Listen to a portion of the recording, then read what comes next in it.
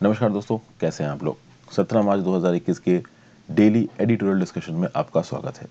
4 important editorials मैं आज आपके साथ डिस्कस करूंगा। वैसे तो आज ऑलमोस्ट सारे एडिटोरियल्स इंपॉर्टेंट हैं, बट 4 मेजर एडिटोरियल्स का आपके साथ डिस्कस करने के लिए मेरे पास टाइम है, तो 4 ही डिस्कस हो पाएंगे। पहला एडिटोरियल है with respect to responsible artificial intelligence. Artificial intelligence के क्या क्या पोटेंशियल है, वो क्या क्या हमारे लिए अच्छा कर सकता है, आर्टिफिशियल इंटेलिजेंस हमारे लिए खतरनाक कैसे हो सकता है, उसको भी इस आर्टिकल में बताया गया। आर्टिफिशियल इंटेलिजेंस डेली लाइफ में हमारे क्या क्या चेंजेस लेके आ रहा है, उसको भी यहाँ पे बताया गया। तो आर्टिफिशियल इंटेलिजेंस के रिस्पेक्ट में इंफॉर्मेशन है, कुछ इंफॉर्मेशन नहीं है, कुछ इंफॉर्मेशन मैंने पहले डिस्कस की है, तो आर्टिकल पूरा देखेंगे। नेक्स्ट जो आर्टिकल में आपके साथ डिस्कस करूंगा वो है on the difficult trail of India's most wanted. देखिए ये आर्टिकल लिखा है आर के राघवन साहब ने, और आर के राघवन साहब पहले सीबीआई के डायरेक्टर रह चुके हैं, और ये आर्टिकल भी सेंट्रल ब्यूरो ऑफ इन्वेस्टिगेशन को लेके है। ये आर के राघवन साहब पहले फॉर्मर हाई कमिश्नर भी रह चुके हैं इंडिया के साइप्रस में। अब चूंकि ये आर्टिकल आपका सेंट्रल ब्यूरो ऑफ इन्वेस्टिगेशन को लेके है, तो आर के राघवन साहब ने सेंट्रल ब्यूरो ऑफ इन्वेस्टिगेशन की कमियां भी बताई हैं, और सेंट्रल ब्यूरो ऑफ इन्वेस्टिगेशन ने क्या क्या अच्छे काम किए उसके बारे में भी यहाँ पे राघवन साहब ने बताया। स्पेशली ये जो नीरव मोदी केस हुआ था, पंजाब नेशनल बैंक का जो स्कैम हुआ था लेटर ऑफ अंडरटेकिंग्स का, वहां पे आरबीआई ने वहां पे सीबीआई ने कितना अच्छा काम किया है, उसके बारे में यहाँ पे आर के राघवन साहब ने बताया है। तो ये क्या बोल रहे हैं, इसको देखेंगे। नेक्स्ट बात करते हैं, कल के ही न्यूज़पेपर में एक न्यूज़ थी द हिंदू में कि भाई जो हमारे सेंट्रल हायर एजुकेशन इंस्टीट्यूट्स हैं, आईआईएम जैसे सेंट्रल यूनिवर्सिटीज हो गई, IIT non faculty, IGNOU, Sanskrit central university, यहाँ पे बहुत सारी वैकेंट पोजीशंस है। कौन सी वैकेंट पोजीशन है, आपको पता है कि हमारे संविधान में आर्टिकल 15 में रिजर्वेशन दिया गया है एससी एसटी ओबीसी के कैटेगरी के लोगों के लिए जो डिसएडवांटेज कंडीशन में है, यहाँ पे आपके लिए नौकरियों में रिजर्वेशन है। लेकिन जो नौकरियों की सीटें इनके लिए अलॉटेड हैं वो पूरी तरीके से भरी नहीं गई हैं, बहुत सारी सीटें खाली पड़ी हैं। तो ये बहुत सारी सीटें खाली क्यों पड़ी हुई हैं, इनको भरने का क्या तरीका है, इसके बारे में जो भी पहले कमेटियां बनाई गई हैं उन कमेटियों की रिपोर्ट क्या बोलती है, उसको हम लोग यहाँ पे इस आर्टिकल में देखेंगे। और आज का final article, a battle in the same way. Tamil Nadu की पॉलिटिक्स जबरदस्त तरीके से आगे चल रही है। DMK versus AIADMK, DMK AIADMK की कोalition में बीजेपी और कांग्रेस कितना आगे हैं। इन दो पार्टीज ने जबरदस्त तरीके से बोल दिया है कि हम जीत गए तो तुम्हें ये फ्री देंगे, ये फ्री देंगे। कहां से फ्री देंगे, पैसा कहां से आएगा, इसके बारे में कुछ पता है नहीं। ठीक है, तो इस रिस्पेक्ट में तमिलनाडु की पॉलिटिक्स में ये जो आप कह सकते हो कि ये जो नॉन प्रूडेंट, या फिर आप कह सकते हो कि इलेक्शन जीतने के लिए कुछ भी प्रॉमिस कर देने वाला जो फैक्टर है, ये स्टेट के फाइनेंसेस पे किस प्रकार से भारी पड़ सकता है, और बाकी पॉलिटिकल पार्टीज यहाँ पे क्या करने वाली हैं, बाकी पॉलिटिकल पार्टीज का रोल यहाँ पे क्यों लिमिटेड है, इन सब चीजों के बारे में इस पर्टिकुलर आर्टिकल में मैं आपसे बात करूंगा। तो टोटल मैंने अभी तक आपको बताया 4 आर्टिकल्स जो आज हम लोग डिस्कस करने वाले हैं। ओके, आगे बढ़ने से पहले वीडियो पे लाइक का बटन दोस्तों, अगर अब तक आपने इस वीडियो को शेयर नहीं किया है, इस चैनल को शेयर और सब्सक्राइब नहीं किया है, तो बिल्कुल कर दीजिए। इंस्टाग्राम पे फॉलो कर सकते हैं, मैं कोशिश करता हूँ आपके साथ इंस्टाग्राम पे बात करने के लिए। कभी कभी तो 3-4 दिन बीत जाते हैं, मैं भी एक भी इंस्टाग्राम के मैसेज जवाब नहीं दे पाता हूँ। रीजन बीइंग कि आप देख ही रहे हो दोस्तों, सुबह से शाम वीडियोस में अपलोड करता ही रहता हूँ, तो ऑलरेडी 17-18 घंटे दिन में काम चल ही रहा है, तो समय कभी कभी नहीं मिल पाता है, तो प्लीज़ बी पेशेंट। उसके साथ साथ ज्वाइन बटन दबा के आप हेल्प कर सकते हो। ज्वाइन बटन दबा के मुझे रियली में हेल्प हो जाती है। एनसीईआरटी 6 से 12 आपके लिए फ्री ऑफ कॉस्ट बनी जा रही है। एडिटोरियल और करंट अफेयर्स भी अवेलेबल है, और बहुत सारे और इनिशिएटिव्स भी आएंगे। जो भी वीडियोस आपको चाहिए एक बार आप प्लेलिस्ट सेक्शन में जाके चेक कर लो, उसकी सकता है प्लेलिस्ट बनी हो, या उस वीडियो को मेरे नाम के साथ आप यूट्यूब में सर्च मार दो, और वीडियो पर लाइक और शेयर जरूर दबा देना। लाइक शेयर में तो आपका कुछ भी नहीं जाएगा। तो शुरुआत करते हैं with responsible AI, the need for ethical guardrails. Without adequate safeguards AI can widen social and economic schism leading to discriminatory outcomes. फिर यहाँ पे कुछ एग्जाम्पल्स दिए गए हैं शुरुआत में, जैसे कि एक चेक राइटर थे कैराल कैपेक, 1920s में उन्होंने एक प्ले लिखा। उस समय पे प्ले ज़्यादा लिखे जाते थे। उस प्लेज में उन्होंने रोबोट का मेंशन किया। तब से जो ह्यूमंस हैं वो रोबोट्स के बारे में ड्रीम करने लगे हैं। रोबोट्स मतलब इंटेलिजेंट मशीन्स, मतलब ऐसी मशीन्स जो आपके बहुत सारे काम ले लेंगे। जैसे उस समय के पुलिस वाले थे, उन पुलिस वालों के बजाय मशीन्स आ जाएंगी। बच्चों का ध्यान रख लेके जो नानी होगी वो भी एक मशीन होगी। तो जो डिस्टोपियन लिटरेचर होता है, जो पॉपुलर सिनेमा होती है, उसमें कहीं ना कहीं इन मशीन्स को ह्यूमंस के आप एक कह सकते हो कि फैंटेसी की तरह दिखाया जाने लगा। और बहुत सारे लोगों को लगा कि भाई कई डेकेड्स बीत जाएंगे, ये मशीनें हमारे सामने नहीं आ पाएंगी। अब मशीनें तो उस लेवल पे हमारे सामने नहीं आ पाई। देखिए मशीनें और रोबोटिक्स का यूज आज की डेट में हो रहा है, ठीक है। आप बहुत सारे इंडस्ट्रियल एंटरप्राइज में जाके देखोगे, वहां ह्यूमन वर्कर्स को रोबोट्स ऑलरेडी रिप्लेस कर चुके हैं, लेकिन अभी भी घरों में या फिर पब्लिक प्लेसेस में इन रोबोट्स को डिप्लॉय नहीं किया गया है, ठीक है, फॉर ऑब्वियस सेफ्टी कंसर्न्स और बहुत सारी और उसमें चीजें आ जाती हैं। लेकिन अगर आप टेक्नोलॉजी की बात करो तो आर्टिफिशियल इंटेलिजेंस की अगर आप बात करो, वो चारों तरफ है। एक्चुअली में ये रोबोट क्या किस पे काम करेगा? ये रोबोट आर्टिफिशियल इंटेलिजेंस की टेक्नोलॉजी पे ही काम करेगा। और आर्टिफिशियल इंटेलिजेंस की बात करें तो सीधे सीधे रोबोट भले ना दिखे, लेकिन आर्टिफिशियल इंटेलिजेंस हमारे चारों तरफ हमें नजर आता है। Artificial intelligence is embedded in the recommendation we get on our favourite streaming और शॉपिंग साइट। तो जब भी हम अमेजोन पे या फेसबुक पे किसी भी और वेबसाइट पे कोई चीज सर्फ कर रहे होते हैं, तो जो हमारी पहले की हिस्ट्री होती है, जो हमने सर्च किया होता है, उससे रिलेटेड चीजें, जैसे फॉर एग्जांपल अगर मैंने लखनऊ से मुंबई की फ्लाइट सर्च की है, तो ऐसे केस में लखनऊ की मुंबई की फ्लाइट्स के मेक माई ट्रिप और गो आई बी बुक ऐड मेरे सामने आने लगेंगे। जीपीएस मैपिंग टेक्नोलॉजी में आर्टिफिशियल इंटेलिजेंस है। जब आप एक मेल टाइप कर रहे होते हो, वेब सर्च कर रहे होते हो, तो आप क्या टाइप करने वाले हो, आपके पहले कुछ शब्द के हिसाब से आपके आगे के क्या शब्द होंगे, ये खुद आर्टिफिशियल इंटेलिजेंस का इंजन ढूंढ के आपको प्रिडिक्ट कर देता है। तो इस प्रकार की चीजें हो ही रही और कहीं ना कहीं आर्टिफिशियल इंटेलिजेंस को एक बहुत बड़ा रेवोल्यूशन माना जा रहा है। इवन जो इलेक्ट्रिसिटी पैदा करने वाला रेवोल्यूशन था ना, देखिए ह्यूमन साइंस की एवोल्यूशन में इलेक्ट्रिसिटी, बिजली को पैदा करना एक बहुत बड़ा आविष्कार था। बिजली को पैदा करने जितने बड़े आविष्कार से भी बड़ा आविष्कार माना जा रहा है आर्टिफिशियल इंटेलिजेंस को। और आर्टिफिशियल इंटेलिजेंस की एक खास बात है, जितना ज्यादा आप आर्टिफिशियल इंटेलिजेंस को इस्तेमाल करोगे, उतना ही ज्यादा ये आर्टिफिशियल इंटेलिजेंस डाटा जनरेट करेगा, उतना ही ज्यादा डाटा आर्टिफिशियल इंटेलिजेंस के सिस्टम में फीड होगा, इसकी इंटेलिजेंस बढ़ेगी, इसकी स्मार्टनेस बढ़ेगी। और पिछले डेकेड में हमने देखा है कि कैसे आर्टिफिशियल इंटेलिजेंस ऑलरेडी बहुत तेजी से ह्यूमंस को हराना शुरू कर रखा है। जियोपार्डी नाम के एक क्विज में ह्यूमन चैंपियंस को हराया 2011 में आर्टिफिशियल इंटेलिजेंस में। World's number 1 player of go को हराया आर्टिफिशियल इंटेलिजेंस ने। प्रोटीन्स को डिकोड किया आर्टिफिशियल इंटेलिजेंस में। इससे रिलेटेड गूगल पे इंफॉर्मेशन आपको दे रखी है। इस प्रकार की न्यूज यूएस और यूरोपियन कंट्रीज में ज्यादा आती है, ठीक है ना। इंडिया में आर्टिफिशियल इंटेलिजेंस अभी उस लेवल पे नहीं आया है, इसलिए इस प्रकार की न्यूज यहाँ नहीं दिखती। आगे बात करते हैं ऑटोमेशन, बिग डाटा, एल्गोरिथम, ये सब कहीं ना कहीं आर्टिफिशियल इंटेलिजेंस के साथ जुड़े हुए हैं। और आगे आने वाले समय में ऑटोमेशन, बिग डाटा और एल्गोरिथम हमारी जिंदगी कैसे चलती है, इसके ऊपर एक बहुत बड़ा इफेक्ट डालने वाले हैं। पहले हम लोग जिस प्रकार से चीजों का ध्यान रखते थे, उन चीजों को ध्यान रखने का पर्सपेक्टिव और अभी जैसे चीजें हो रही हैं उनका परसेप्शन काफी अलग होने वाला है, ठीक है। Just as electricity allowed us to tame time, enabling us to radically alter virtually every aspect of existence, AI can leapfrog us towards eradicating hunger, poverty and disease। भाई देखिए, इलेक्ट्रिसिटी से पहले हमारे जीने का तरीका क्या था और इलेक्ट्रिसिटी के बाद हमारे जीने का तरीका क्या है, बिल्कुल रेवोल्यूशनरी बदला है, ये हम जानते हैं भाई।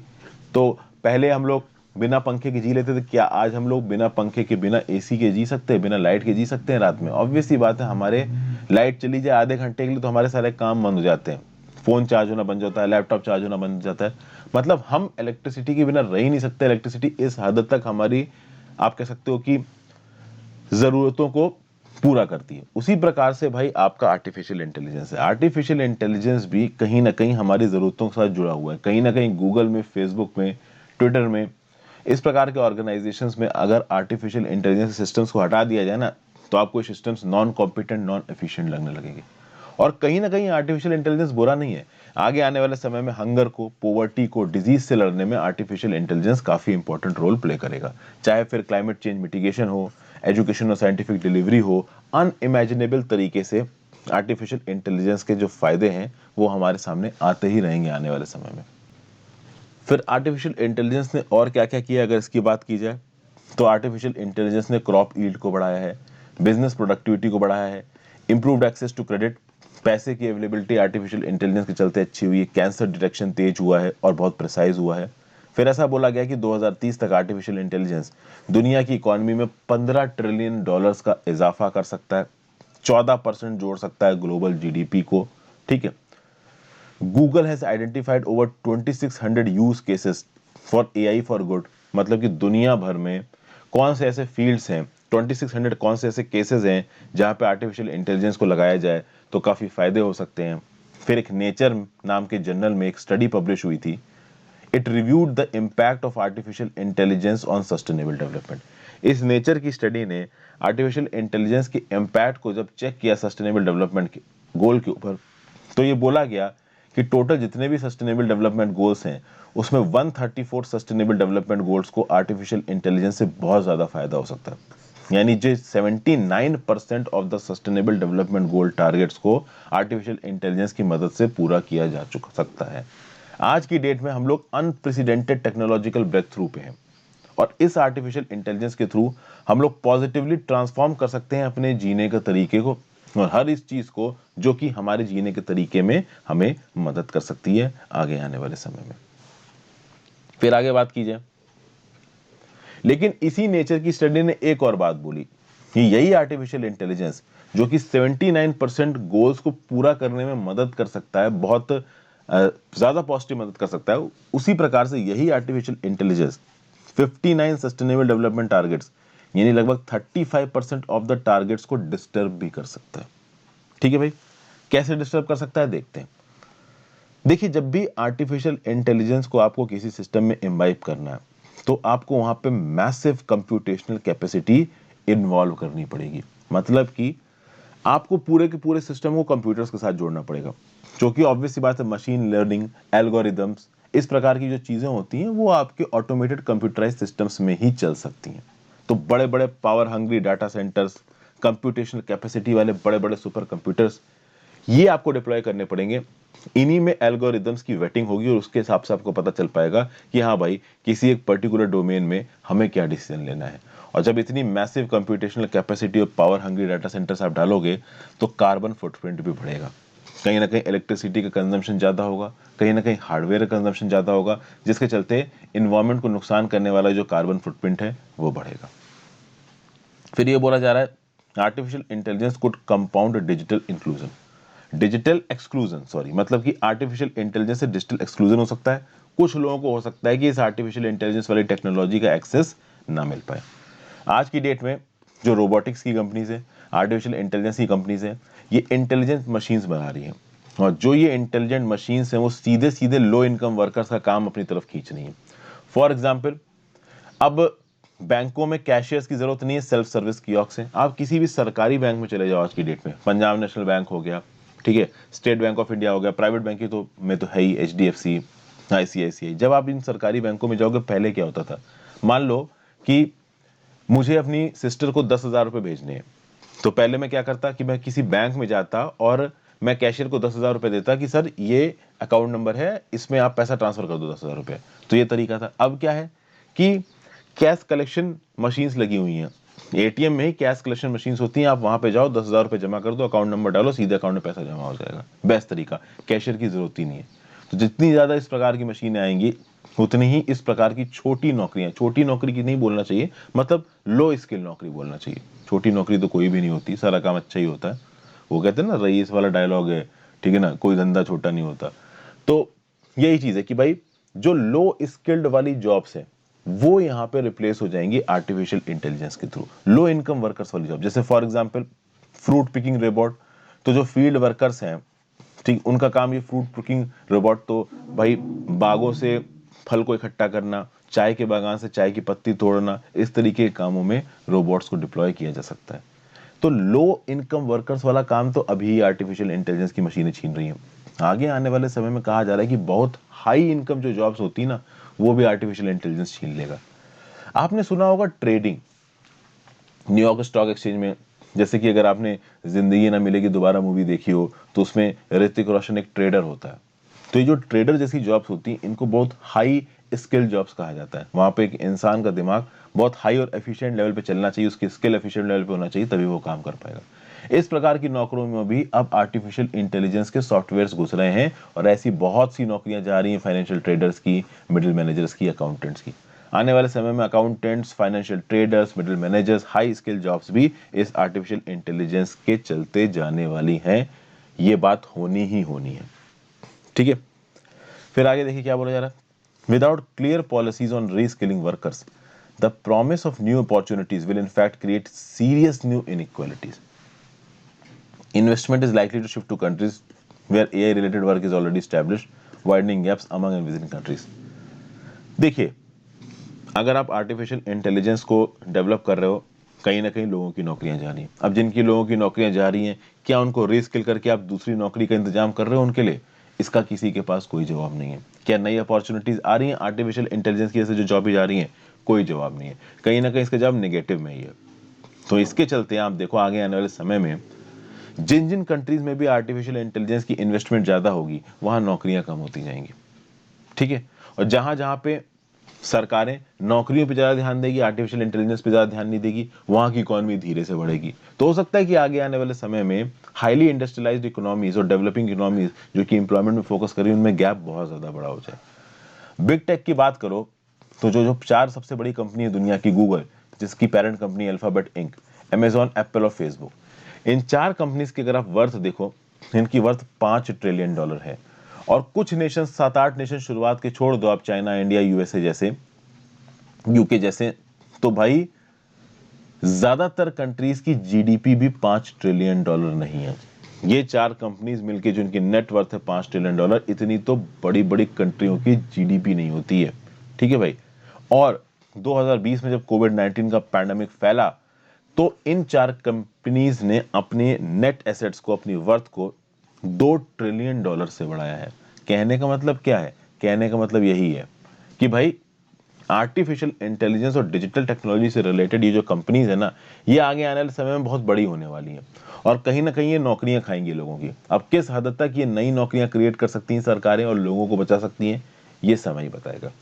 फिर आर्टिफिशियल इंटेलिजेंस में कुछ और प्रॉब्लम भी है, जैसे कि फॉर एग्जांपल बहुत सारे ऐसे एग्जांपल्स मिले हैं कि जो आर्टिफिशियल इंटेलिजेंस का फेशियल रिकॉग्निशन सॉफ्टवेयर है, वो ब्लैक कलर वाले लोगों को आइडेंटिफाई नहीं करता, माइनॉरिटीज को आइडेंटिफाई नहीं करता। ठीक है। जो आप कह सकते हो कि एक अलग रेस के लोग हैं, जैसे फॉर एग्जांपल चाइना में और मंगोलिया में जिस रेस को लोग हैं, कभी कभी उनको आइडेंटिफाई नहीं करता। इस प्रकार से एआई सिस्टम्स को बनाया जाता है, हालांकि अभी ठीक तरीके से भी बनाया जा रहा है। फिर ये भी बोला जा रहा है कि जो एआई सिस्टम्स हैं, ये मेल कैंडिडेट्स को ज्यादा प्रेफर करता है, फीमेल कैंडिडेट्स को कम प्रेफर करता है। मतलब कि एआई इंटेलिजेंस सिस्टम्स में भी कुछ प्रॉब्लम है। ये प्रॉब्लम सॉल्व की जा सकती हैं, ठीक है, with appropriate changes in their functionology and in their algorithm.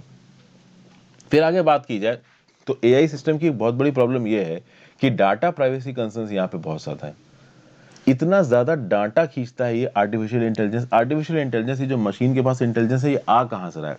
जो डाटा इसके सिस्टम में फीड हो रहा है, उसी डाटा से ये आर्टिफिशियल इंटेलिजेंस का जो मैकेनिज्म है, वो चीजों को पकड़ रहा है, चीजों को सीख रहा है। जितना ज्यादा डाटा ये हार्वेस्ट करेगा, उतना ही ज्यादा ये चीजों को सीखेगा। ठीक है ना?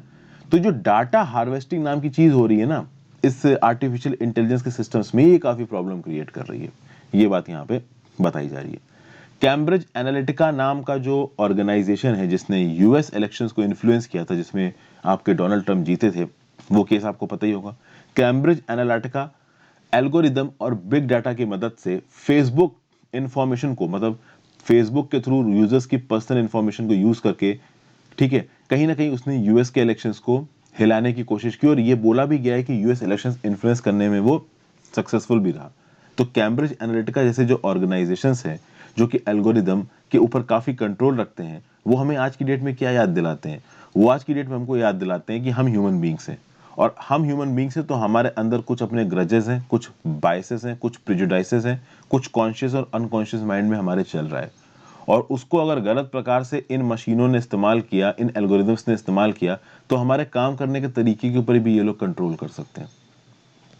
तो हम ये कैसे कह सकते हैं कि ये जो एआई एप्लीकेशन है, आर्टिफिशियल इंटेलिजेंस की एप्लीकेशन है, ये अनबाइज्ड होंगी, इक्विटेबल होंगी, ट्रांसपेरेंट होंगी, इंक्लूसिव होंगी?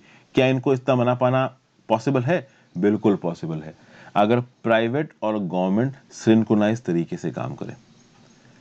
अब यहां पे आपको एक चीज तो प्रैक्टिकली समझनी पड़ेगी कि आर्टिफिशियल इंटेलिजेंस टेक्नोलॉजी कंपनी से तो आप पूरी तरीके से ये एक्सपेक्ट नहीं कर सकते कि वो सेल्फ रेगुलेशन के थ्रू सब कुछ सही सही करेंगे, क्योंकि देखिए वो कॉमर्शियल मोड में काम करने वाली कंपनीज हैं। Amazon, Apple, Google, Facebook, they work on a commercial motive. तो इनको सेल्फ रेगुलेशन के थ्रू आप ये सोचोगे कि ये सब कुछ सही करेंगी, सब कुछ कुछ भी गलत नहीं करेंगी, सब कुछ फेयर तरीके से करेंगी, ये नहीं होने वाला। आपको कहीं ना कहीं transparency, accountability, inclusion, societal trust के नाम्स को इनकॉर्पोरेट करना ही पड़ेगा। और इसमें सरकारें और यूनाइटेड नेशंस जैसे ऑर्गेनाइजेशन एक मेजर रोल प्ले कर सकते हैं। इंडिया की बात की जाए तो भाई इंडिया आर्टिफिशियल इंटेलिजेंस के प्रमोशन और आर्टिफिशियल इंटेलिजेंस के गवर्नेंस और लोगों के राइट्स के बीच में एक प्रॉपर बैलेंस स्ट्रक करने की कोशिश कर रहा है। नीति आयोग की responsible artificial intelligence for all strategy आई है। एक पूरा साल भर लंबा कंसल्टेटिव प्रोसेस था जिसमें हमने अपने डिजिटल फ्यूचर को सेफ गार्ड करने की कोशिश की है multi stakeholder governance structures के थ्रू, जो कि फेयर हो, इंक्लूसिव हो, जस्ट हो। ये सब बातें यहाँ पे बोली जा रही हैं। कुल मिला के आर्टिफिशियल इंटेलिजेंस के बेनिफिट भी हैं, बट आर्टिफिशियल इंटेलिजेंस हमारे लिए पेंडोरा बॉक्स भी खोल सकता है, जो कि पेंडोरा बॉक्स हमें लॉन्ग टर्म में काफी नुकसान पहुंचा सकता है। ये बात यहाँ पे बताई जा रही है। ठीक है, तो आर्टिफिशियल इंटेलिजेंस से रिलेटेड एक इंपॉर्टेंट आर्टिकल था। नेक्स्ट बात करते हैं on the difficult trade off India's most wanted, the CBI's record in bringing to justice some of the India's big ticket offenders has been a mixed one. अब देखिए यहाँ पे राघवन साहब सीबीआई के लिए क्या बोल रहे हैं। राघवन साहब सीबीआई के लिए बोल रहे हैं कि भले ही मैं इस एजेंसी का डायरेक्टर रह चुका हूं, लेकिन मैं ये बोलूंगा कि इस एजेंसी का मैं अनकॉम्प्रोमाइजिंग एडमायरर नहीं हूं। मतलब मैं किसी भी कंडीशन में सीबीआई को एडमायर करूं, सीबीआई की तारीफ करूं, ऐसा मैं नहीं करूंगा। ये आर के राघवन साहब बोल रहे हैं। आर के राघवन साहब ने बोला है कि सीबीआई एक ऐसा ऑर्गेनाइजेशन है जहां पे बहुत सारे टैलेंटेड और डेडिकेटेड ऑफिसर हैं जिनको लॉ की भी अच्छी नॉलेज है और उनकी इंटीग्रिटी भी अनक्वेश्चनड है। मतलब वो ईमानदार भी हैं, ऐसा नहीं है कि करप्ट है।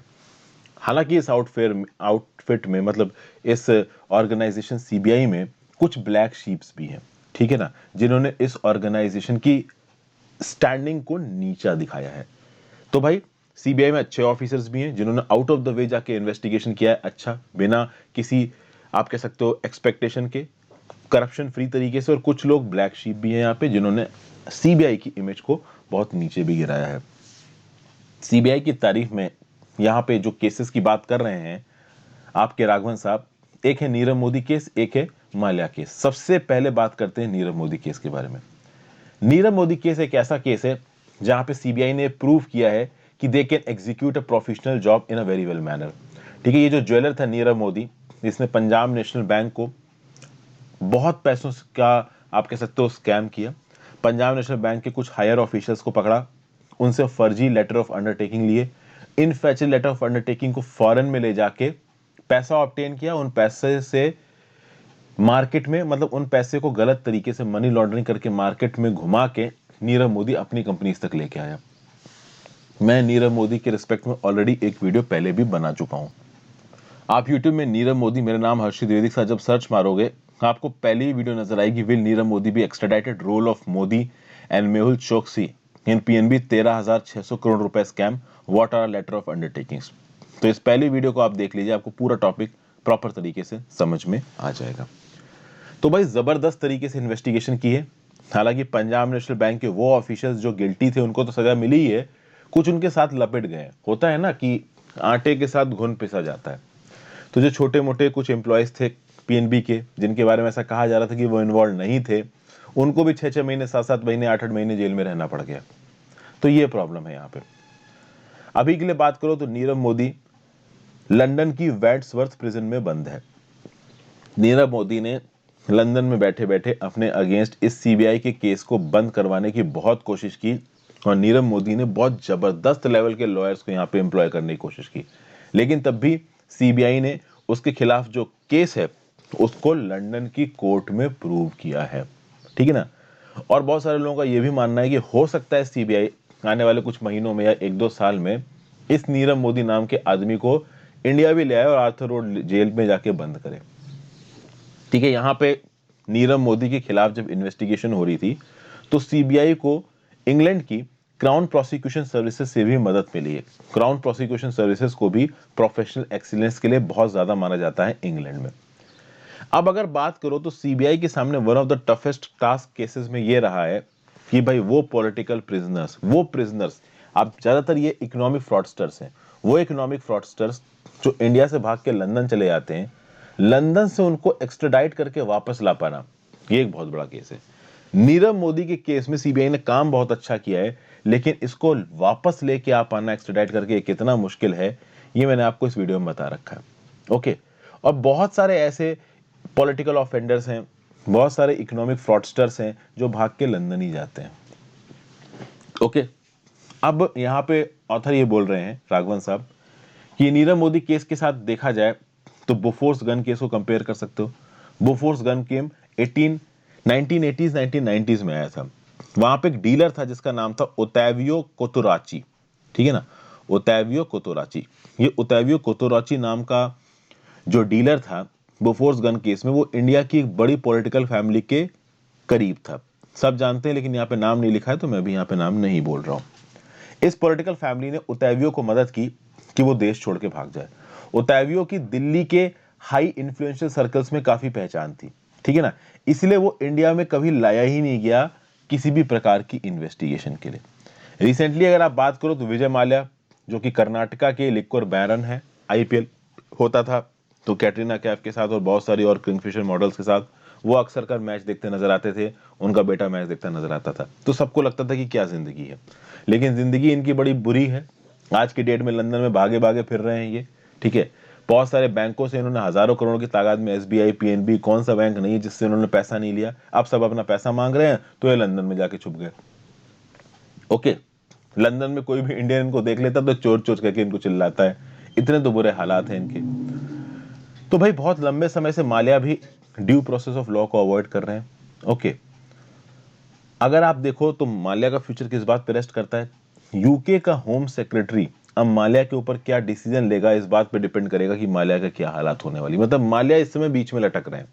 इंडिया वाले उनको अपनी तरफ खींच रहे हैं कि भाई तुम इंडिया में आओ, तुमको देखते हैं तुमने जो कुछ भी किया है। माल्या वहीं रहने की कोशिश कर रहे हैं। माल्या कह रहे हैं भैया मुझे वापस मत भेजो, इंडिया में मेरी हालत खराब हो जाएगी। अब अगर बात करें तो 25 फरवरी 2021 को वेस्टमिंस्टर की जो मजिस्ट्रेट कोर्ट है लंदन में, इसने ये जो डिसीजन सुनाया कि भाई नीरव मोदी का जो क्राइम है ना, इट इज एन एक्स्ट्राडिटेबल क्राइम। इसने जो क्राइम किया है इसके लिए इसको एक्स्ट्राडाइट करा जाना चाहिए इंग्लैंड से। यहां पे ये समझना जरूरी है कि कौन से बेसिस पे एक्स्ट्राडिशन को रोकने की कोशिश करते हैं एक्यूज, जिसके खिलाफ भी इंडिया में इल्जाम लगा है और इंडियन एजेंसीज उसको इंग्लैंड से वापस या दुनिया की किसी और कंट्री से वापस इंडिया में लेके आना चाहती है। तो लेके आने से रुकवाने के लिए एक्यूज्ड क्या क्या बातें बोलता है। पहली बात तो एक्यूज्ड ये बोलता है, जैसे नीरव मोदी, पहली मतलब नीरव मोदी या विजय माल्या कोई भी हो, ये जिस भी कंट्री में असाइलम ढूंढ रहे हैं, जैसे कि मान लो यूके में ये लोग असाइलम ढूंढ रहे हैं, तो यूके की कोर्ट में यूके की सरकार से लोग क्या बोलेंगे कि जो क्राइम मैंने इंडिया में करने के लिए मेरे ऊपर इल्जाम लगाया जा रहा है वो चीज यूके में एक क्राइम नहीं है। पहला लॉजिक ये देंगे, ये बोलेंगे कि इंडिया में जिस चीज के लिए मुझको ट्राई किया जा रहा है वो यहाँ पे इस देश में क्राइम नहीं है, तो आप मुझे यहाँ पे रहने की परमिशन दे सकते हो। पहला तो ये बोल के अपने आप को बचाने की कोशिश करेंगे। दूसरा ये बोल के बचाने की कोशिश करेंगे कि मेरे साथ पॉलिटिकल वेंडेटा लिया जा रहा है, इंडिया की रूलिंग सरकार मेरे खिलाफ कुछ करना चाहती है, मुझे पसंद नहीं करती, इसलिए वो मुझे सजा देना चाहती है, सजा देने के लिए मुझे वो वापस बुला रही है। तो मैं एक छोटा आदमी हूं, सरकार से मैं लड़ नहीं सकता, इसलिए आप मुझे बचा सकते हो माई बाप। वो इंग्लैंड की कोर्ट में जाके जज के सामने ये बोलेगा। तो दूसरा ये रीजन हो गया।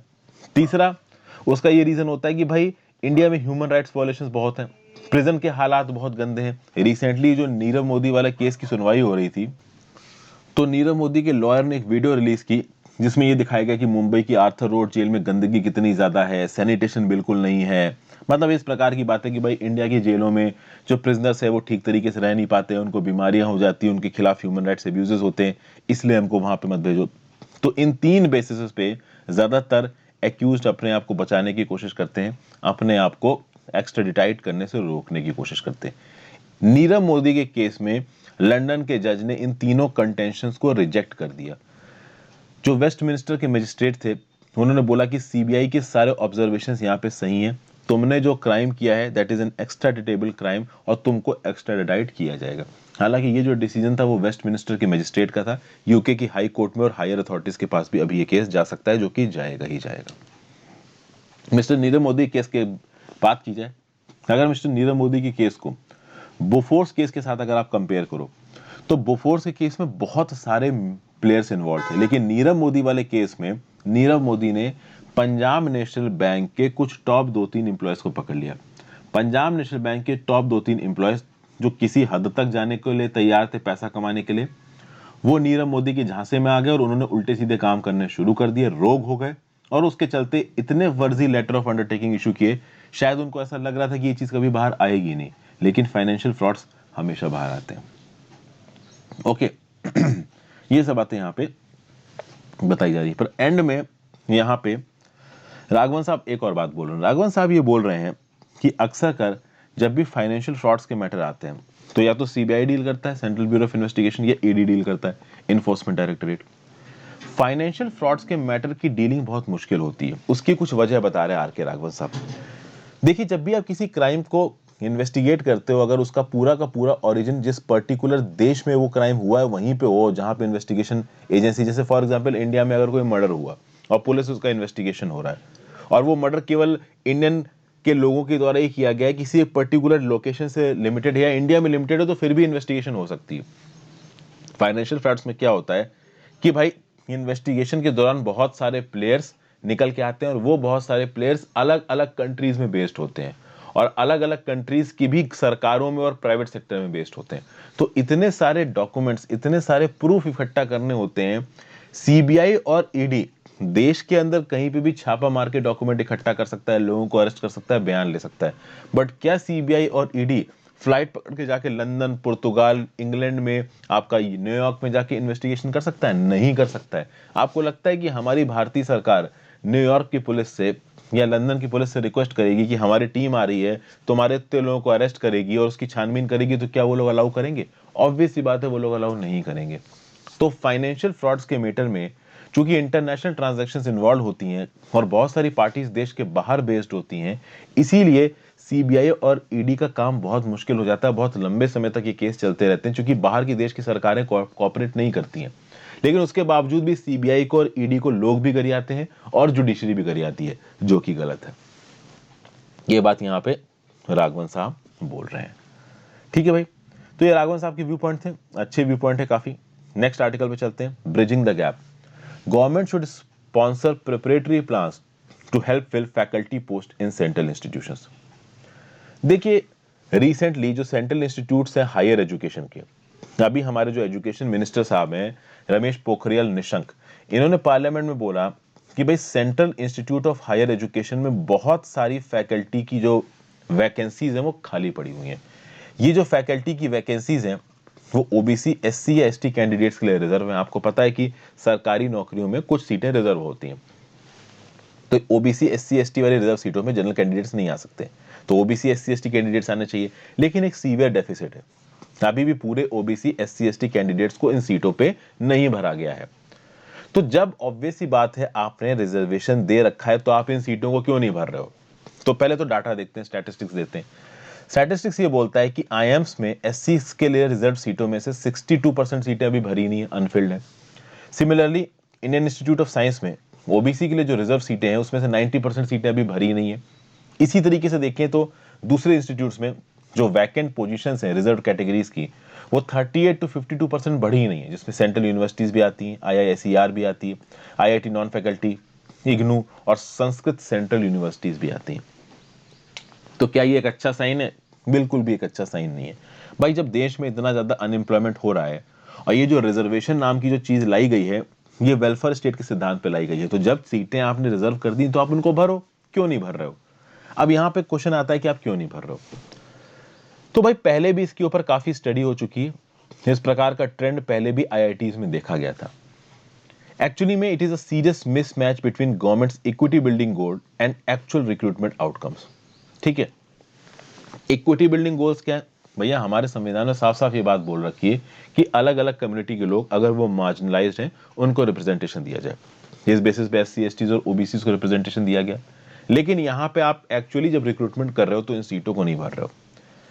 आईआईटीज में जब ये ट्रेंड पहले देखा गया था तो इसके लिए एक ऑफिशियल कमेटी बनाई गई थी और उस ऑफिशियल कमेटी ने ये रिकमेंडेशन दी थी कि इन इंस्टीट्यूशंस में आप रिजर्वेशन रखो ही मत। मतलब इन इंस्टीट्यूशंस में आप रिजर्वेशन मत रखो, इन इंस्टीट्यूशंस को काबिलियत के हिसाब से सीटें भरने दो, आप रिजर्वेशन मत रखो। ये बात बोली गई। कुछ कुछ ऐसी ही बातें सेंट्रल एजुकेशन इंस्टीट्यूशंस रिजर्वेशन इन टीचर्स कैडर एक्ट 2019 में बोली गई। ठीक है, फिर यह भी बोला गया कि जो लोअर फैकल्टी पोजीशंस हैं इसमें आप रिजर्वेशन अगर इंट्रोड्यूस करते हो और मान लीजिए 1 साल के अंदर प्रॉपर तरीके से सीटें नहीं भर पाती हैं, तो भाई आप एक काम करो कि रिजर्वेशन को हटा दो। तो ये सब बातें यहां पे बोली जा रही हैं। कुल मिला के क्या यहां पे ये रिजर्वेशन को हटा देना सही है? देखिए रिजर्वेशन को हटा देना एक ऑफिशियल पॉलिसी नहीं हो सकती, क्योंकि देखिए रिजर्वेशन सिस्टम कौन से बेसिस पे आया है? It is basically envisaged as an improvement on western ideals of affirmative action.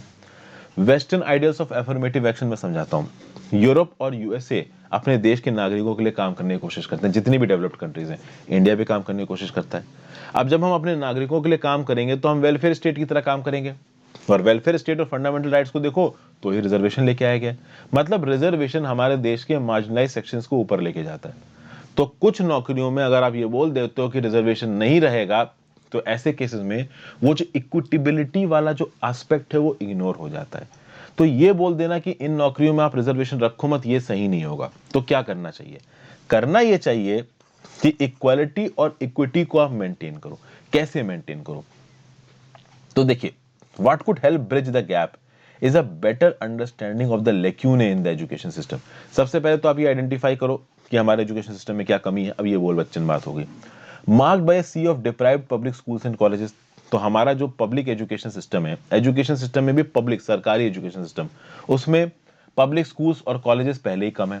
ज्यादातर कॉमर्शलाइज्ड प्राइवेट यूनिवर्सिटीज हैं, कॉलेजेस हैं, आइलैंड्स हैं भाई, एलिट इंस्टीट्यूशंस के, जिसमें आईएम जैसे कॉलेजेस बहुत ज्यादा कम है। अब बात यहां पे ये है कि सेंट्रल हायर एजुकेशनल इंस्टीट्यूट्स जहां पे सीटें खाली पड़ी हैं, इनका साफ साफ ये बोलना है कि भाई हम केवल कॉम्पिटेंट फैकल्टी को हायर करते हैं। जो फैकल्टी हमारे रिक्रूटमेंट क्राइटेरिया में नहीं आती, हम उसको हायर नहीं करेंगे। अब दो बातें यहां पे निकल के आती हैं। आपको रिजर्वेशन भी देना है, और ये सेंट्रल इंस्टीट्यूट्स बोल रहे हैं कि भाई कॉम्पिटेंट फैकल्टी नहीं मिल रही है, इसलिए हम हायर नहीं कर रहे हैं। तो क्या रिजर्वेशन बंद कर दो? नहीं।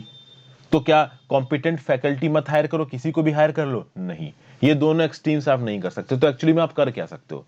तो यहां पे फॉरवर्ड लुकिंग रेमेडियल मेजर्स लाने की जरूरत है। यहां पे क्या करने की जरूरत है कि आप कुछ गवर्नमेंट स्पॉन्सर्ड प्रिपरेटरी प्रोग्राम्स चलाइए। इस गवर्नमेंट स्पॉन्सर्ड प्रिपरेटरी प्रोग्राम्स में जो एस्पायरिंग फैकल्टीज है ना, उनको पहले ट्रेनिंग दी जाएगी। रिसर्च टैलेंट का एक पूल बनाया जाएगा। जैसे कि फॉर एग्जांपल आज की डेट में सिविल सर्विस एग्जाम की तैयारी करने वाले लोगों को बिहार की सरकार और कुछ स्टेट गवर्नमेंट की सरकार प्रीलिम्स क्वालिफाई करने के लिए कुछ पैसा देती है, या फिर उनके लिए फ्री कोचिंग चलवाती है। इस प्रकार की चीजें आप इन इंस्टीट्यूशंस में टीचर की पोस्ट के लिए अप्लाई करने वाले लोगों के लिए भी कर सकते हो। उनके लिए आप कुछ ट्रेनिंग प्रोग्राम चला दो, उनको पहले आप सिखाओ, सिखाने के बाद उनका टेस्ट लो। तो जब आप उनको सिखाओगे तो कभी ना कभी वो सीख के इस लायक हो ही जाएंगे कि वो मैनेजमेंट साइंस और दूसरे डिसिप्लिन में जॉब लेके पढ़ा सकें इतने बड़े इंस्टीट्यूशंस में। ये बात बिल्कुल सही है कि सेंट्रल एजुकेशन इंस्टीट्यूशंस, आईआईटी जैसे इंस्टीट्यूशंस में पढ़ाने के लिए आपके अंदर काबिलियत होनी चाहिए। आप नॉन क्वालिफाइड टीचर्स को वहां पे रिक्रूट नहीं कर सकते। लेकिन ये बोल देना कि नहीं भाई रिजर्वेशन रखना ही नहीं, डिजर्व कर दो, ये भी सही नहीं है। तो जो रिजर्व कैटेगरी के लोग हैं उनको आप पहले ट्रेनिंग दो, प्रॉपर तरीके से आप उनको किसी प्रोग्राम में इनरोल करा के लायक बनाओ, और लायक बनाने के बाद आप उनको रिक्रूट करो, और एक आप कह सकते हो क्राइटेरिया रखो उनके लिए कि भाई उनको इतने पैरामीटर्स पे परफॉर्म करना है, नहीं कर पाए तो उनको हटाया भी जा सकता है। तो इससे आप क्वालिटी को भी मेंटेन कर पाओगे, और इससे जो सीटें आपने उनके लिए रिजर्व करी उसको भी भर पाओगे। तो जो हमारे संविधान का ओरिजिनल गोल है कि हमको वेलफेयर स्टेट बनाना है, मार्जिनलाइज्ड और वेस्ट वल्नरेबल सेक्शंस को ऊपर उठाना है, ये सब भी हम मीट कर सकते हैं। आगे देखिए क्या कहा जा रहा है। Such courses would also make this institutions of higher learning more socially responsible. मतलब कि ये जो तरीके का आपने कोर्सेज चलाए टीचर ट्रेनिंग वाले, इससे ये जो हायर लर्निंग वाले इंस्टीट्यूशन से ज्यादा रिस्पॉन्सिव हो जाएंगे। जो हिस्टोरिकल डेप्रीवेशन हुआ है कम्युनिटीज का, उसको भी हम टैकल कर सकते हैं। ठीक है भाई, ये सब बातें यहाँ पे कही जा रही हैं। उसके बाद one of them is whether there should be not even greater attention devoted to such marginalized within the reserved categories such as SC, since trickle down quota benefits from them are scams. The egalitarian answer would be to continue expanding the pie of opportunity in public realm through even greater funding of quality universal education at all levels and aiding the deprived through the affirmative action on road to equality. And में यहाँ पे कुछ और बातें बोली गई हैं।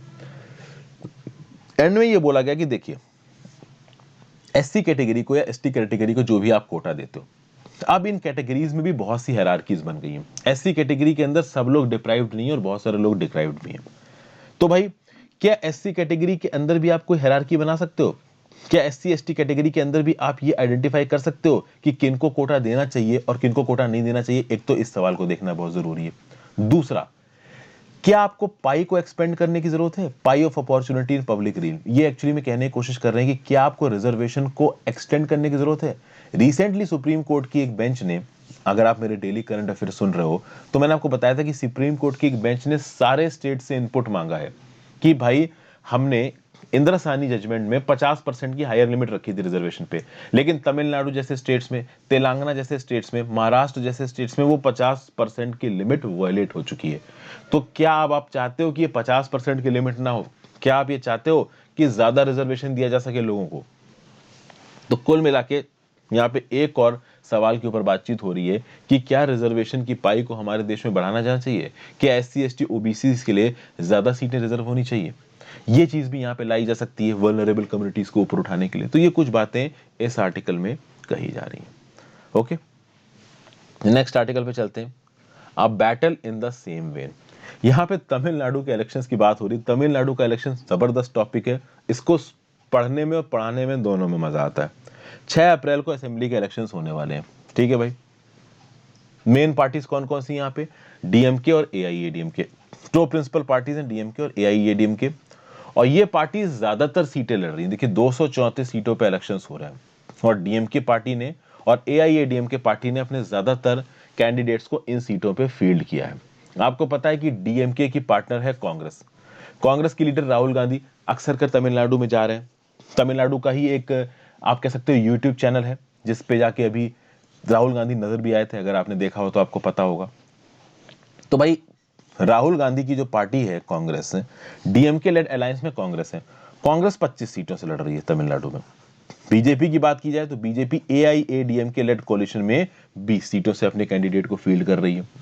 ये पहले ऐसे असेंबली इलेक्शंस हैं जहां पे पर्सनालिटी कोई रोल प्ले करने वाली नहीं है, क्योंकि करुणानिधि जी की भी मृत्यु हो चुकी है और जयललिता जी की भी मृत्यु हो चुकी है। तो कैरिज्मेटिक लीडर्स वाली बात नहीं है यहाँ पे। अब काम के बेसिस पे लोग, जनता आपको चुनेगी, लेकिन काम के बेसिस पे भी अब आप फ्री भी बन रहे हो। फ्री भी मतलब कि लोगों को हम कितना फ्री में चीजें बांट सकते हैं, इस बेसिस पे इलेक्शन जीतने वाली बात हो रही है।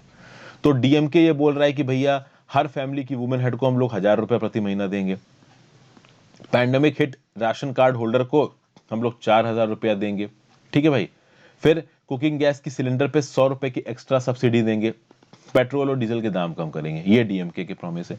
एआईएडीएमके का प्रॉमिस क्या है कि हर वुमेन हेड को 1500 रुपए प्रति महीना देंगे, 6 कुकिंग गैस सिलेंडर्स एनुअली देंगे, एक वॉशिंग मशीन देंगे, एक सोलर पावर्ड कुक स्टोव देंगे, 50% सब्सिडी देंगे वुमेन के लिए जो बस के सिटी फेयर से। तो भैया यहाँ पे ठीक ठाक फ्री में चीजें बांटने की बात कर रहा है एआईएडीएमके भी और डीएमके भी। सवाल उठता है कि क्या इन पॉलिटिकल पार्टीज के पास और क्या तमिलनाडु स्टेट के पास इतना पैसा है कि वो इस लेवल के फिस्कल प्रोमिसेस को पूरा कर सके? स्टेट के जो फिस्कल इंडिकेटर्स हैं वो काफी खराब चल रहे हैं according to 15th finance commission. 15th finance commission के हिसाब से 2012-13 से लेकर 2018-19 में अगर आप तमिलनाडु के फाइनेंसेस की बात करो तो हालात काफी खराब हैं। और यहाँ पे ये भी बोला जा रहा है कि तमिलनाडु की पॉलिटिकल पार्टीज और उनको अलाइज को कुछ और इंपॉर्टेंट इश्यूज पे बात करनी चाहिए। वो इश्यूज है हेल्थ का। For example substantive issues such as public health. अगर आप बात करो तमिलनाडु में, तो तमिलनाडु में जो वुमेन और चिल्ड्रन में एनीमिया है, एनीमिया मतलब जो आयरन की कमी है, वो वुमेन में 55% है, चिल्ड्रन में 50.7% है। अगर देश का एवरेज देखो तो वुमेन 53.1% और चिल्ड्रन 58.7%। तो वुमेन के रिस्पेक्ट में देश के एवरेज से ज्यादा एनीमिया है तमिलनाडु की वुमेन में। तो क्या इस चीज को किसी ने अपनी पार्टी मैनिफेस्टो में एड्रेस किया? नहीं किया है। 58.6% को पूरे देश में चिल्ड्रन एनीमिया से सफर करते हैं। तो भले तमिलनाडु थोड़ा कम है, 50.7% है, but 50.7% of Tamil Nadu children are suffering from anaemia. क्या ये एक अच्छा इंडिकेटर है? ऑब्वियस सी बात है, ये किसी भी प्रकार से एक अच्छा इंडिकेटर नहीं है। तो इस प्रकार की चीजों पे लोगों का ध्यान जाना चाहिए, पॉलिटिकल पार्टीज का ध्यान जाना चाहिए, यहाँ पे ध्यान नहीं जाना है। अच्छी अच्छी फ्री में चीजें बांटो तो लोग खुश हो जाएंगे और उस बेसिस पे इलेक्शन यहाँ पे लड़े जा रहे हैं। फिर कुछ और पॉलिटिकल पार्टीज भी हैं। एमएनएम पार्टी है कमल हसन की, एएमके टीवी दिनाकरन की, एनटीके है एक्टर डायरेक्टर की, ठीक है भाई।